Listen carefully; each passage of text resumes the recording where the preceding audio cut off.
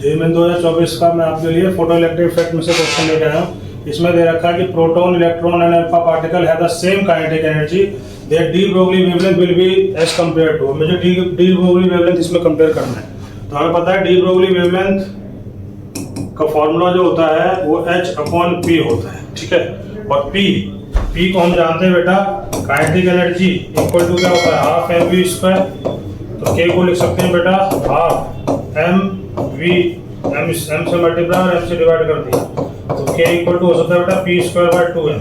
तो P equal to क्या होता है 2mk का रूट अंडर, ये P आता है। यहाँ से मैं लैम्डा को लिख सकता हूँ बेटा, लैम्डा को लिख सकता हूँ H/P, P that is 2mk root under. तो मुझसे इसमें बोल रहा है कि काइनेटिक एनर्जी सबका क्या है, सेम काइनेटिक एनर्जी। इसका मतलब lambda is inversely proportional to root m। Two भी कांस्टेंट है, k भी कांस्टेंट, तो lambda is inversely proportional to root m है। तो de Broglie wavelength will be compare करना है हमको, ठीक है। तो मास के इनवर्सली, वो भी रूट के इनवर्सली प्रोपोर्शनल। सबसे ज्यादा जिसका मास सबसे कम होगा उसका डी ब्रोगली वेवलेंथ सबसे ज्यादा होगा। सबसे कम मास किसका होता है, सबसे कम मास होता है इलेक्ट्रॉन का, उसके बाद किसका होता है, प्रोटॉन का, और फिर सबसे ज्यादा मास किसका होता है, alpha particle.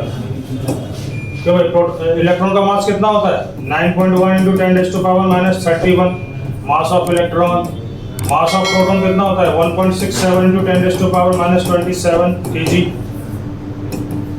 And mass of alpha particle कितना होता है 4 टाइम्स